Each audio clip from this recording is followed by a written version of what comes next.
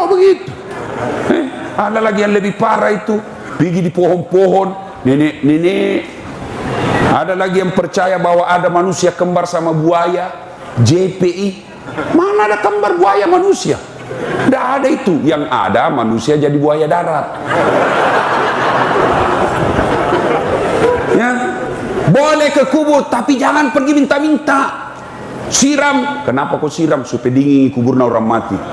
Kalau betul itu air kasih dingin kuburnya orang mati, sekali pasang kau pompa air di situ. Tidak ada, semua percaya begitu. Usia 6 tahun pergilah Nabi ziarah kubur dari Makkah ke Madinah. Pulang ziarah kubur di desa bernama Afwa, Malasa, indukna Nabi tak meninggal usia 6 tahun. Bayangkan, 6 tahun kasihan Nabi sudah yatim piatu.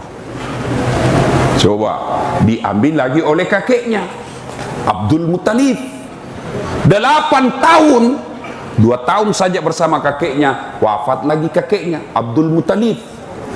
Coba baru 8 tahun, biu-biu nih kasih 6 tahun nala si nenena kakeknya mati sih, nala murena Abu Talib diambil usia 9 bulan, 9 tahun Nabi sudah mulai menjadi pengembala domba, pengembala makampi ini Nabi tak 9 tahun. Sekarang anak-anak disidrap, cari usia 9 tahun yang mau mengembala sekarang. Kenapa para nabi dan rasul sebelum diangkat menjadi nabi dan rasul kerjanya pengembala? Oh, saya tahu rasanya jadi pengembala karena saya pernah jadi pengembala. Ternyata tujuannya orang makampi sabar. Coba ke makampi Bembe, makampi Iti, susah sekali tuh. Kejar yang kanan, lari yang kiri, didapat yang kiri, lepas lagi di bawah sini, lepas sana, kejar lagi. Makin kau emosi, masih tidak bisa kau tangkap. Maka orang kalau mau jadi pemimpin, sabar.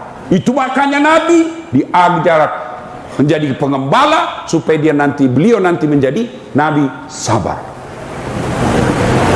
Usia 12 tahun Nabi mulai ikut perang. Bukan perang agama, tapi perang antar suku waktu itu.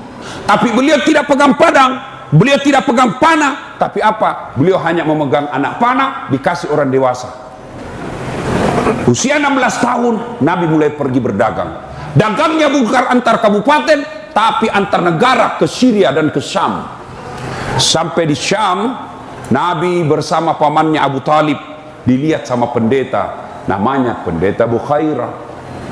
Pendeta Bukhairah ini melihat tanda-tanda kenabian Nabi. Apa tanda-tanda kenabiannya? Di mana beliau berjalan, di situ awan mengikutinya. Nabi ke kanan, awan ke kanan. Nabi ke kiri, awan ke kiri. Nabi maju, awan maju. Pendeta Bukhairah berkata, "Wih, ini tanda-tanda Nabi." Lalu Nabi pendeta Bukhairah panggil sahabatnya, pedagang, "Abu Talib, sini kau dulu." "Siapa namanya ini kemanakanmu?" "Muhammad." "Wih, ini ciri kenabian, namanya Ahmad." Sudah benar. Maka pendeta Bukhairah cari lagi ciri kenabian yang ketiga. Apa? Ada bekas, ada hitam di belakangnya. Orang Bugis bilang baba. Apa bahasa Indonesia baba? Tompel. Tompel itu di sini. Apa? Saya kasih hadiah kalau ada tahu. Apa? Tanda lahir. Bengkok telinga juga tanda lahir. Apa? Bahasa Indonesianya baba, ya baba. Tak ada bahasa Indonesia baba, pokoknya baba. Bapak kalau sudah tahu, orang bilang baba pasti sudah tahu. Ada di sini. Pendeta Bukhairah lihat, oh, tanda kenabian dalam Injil. 1, dilindungi oleh awan. 2, namanya Muhammad. 3, ada tanda lahir baba di belakangnya. Maka pendeta Bukhairah panggil Abu Talib. "Abu Talib, bawa pulang ini kemanakanmu." Inilah yang dicari orang Yahudi. Kalau didapat orang Yahudi, dia bunuh ini kemanakanmu. Bawa pulang. Pulang Nabi. Usia 25 tahun. Nabi kemudian bekerja, seorang janda bangsawan Madinah namanya Khadijah. Khadijah jatuh cinta sama Nabi. Lalu Nabi bekerja disiplin, jujur, bagus pekerjaannya. Khadijah selalu sebut ini Nabi.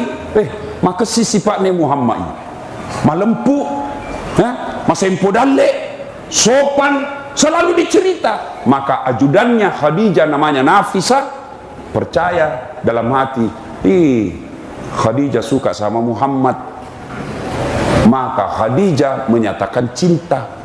Berarti perempuan boleh melamar laki-laki. Boleh.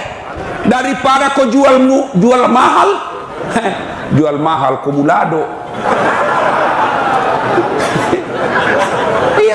Itu Khadijah. Tapi caranya Khadijah tidak vulgar. Nah, Khadijah cinta sama Nabi tidak vulgar, tidak transparan, tidak belak-belakan. Tapi apa? Nataroi siri alena. Peko carana selalu nasebut di depannya temannya. Akhirnya temannya yakin, oh Khadijah nasuka pegawainya. Maka Nafisa menjadi tim sukses. Tapi bukan tim sukses pilkada. Kalau tim sukses pilkada, pemborong, kontraktor, cari proyek setelah menang. Ini yang rusak Kabupaten Sidrap. Tim sukses cari proyek, dia yang sukses disuruh bikin baleho 10, 5 jina bikin hilang 4. Begitu menang dia cari, Pak, apa kek penunjukan langsung kek, habis sudah jual sawah, apa kek kau sikat di situ. Nah, ini yang rusak negara kita. Nafisa bukan tim sukses politik, tapi tim sukses untuk mempertemukan Khadijah dengan Muhammad.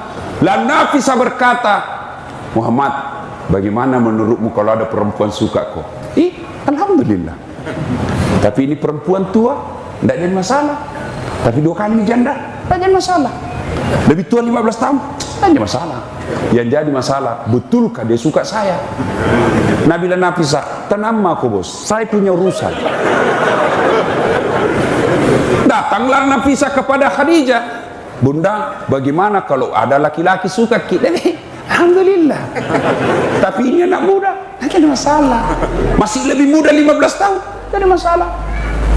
Pegawaimu, tidak jadi masalah. Yang jadi masalah, betulkah dia suka saya? Nabila Nafisa, Nabila, tenang Bunda, saya punya urusan. Coba kalau Nafisa mau memeras. Dia datang kepada Muhammad. Muhammad, nah suka sekali kau bos. Nah puji lakda kau katangi. Milo memang no melon wan. Milo kau, nah puji lakda kau tu. Ini pemeras ini. Nikah. Setelah menikah, lahirlah anaknya. Anak pertamanya namanya Qasim. Usia 25 tahun. Nabi. Khadijah 40 tahun. Maka adik-adik yang masih jomblo, sudah sarjana kau tidak dapat kerja sampai sekarang, kau cari janda 40 tahun. Cari mako. Yang kau lagi gengsi-gengsi, berdoa kau mudah-mudahan turun warisannya sama kau. Boleh itu bos. Daripada kau cari gadis yang rasa janda, mending ini jelas jandanya. Kalian juga cewek, jangan kau jual mahal, monroko, nala kau magharibi. Coba. Woi cewek, kalau kau sudah dipacari 1-2 tahun, ndak nalamar kau, cepat kau balik haluan. Laki-laki bejat itu. Kalau kau cuma dipacari terus, motor aja 1 tahun sudah lunas. Kau di 3 tahun dipacari, tidak dilamar-lamar. Modal 10.000 1 malam minggu, roti 2, teh botol 1, autan 1 bungkus. Nah bawa aku di lapangan bola.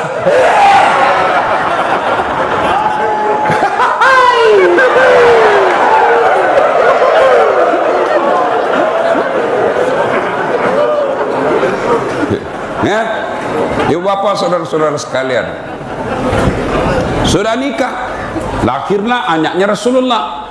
Usia 36 tahun di Madinah terjadi konflik. Kenapa konflik? Bukan di Madinah, maaf, di Makkah. Kenapa konflik? Ka'bah dipugar, diberobohkan, dipugar. Ada batu di Ka'bah namanya Hajar Aswad. Ini Hajar Aswad mau ditempel kembali di tempat pertama.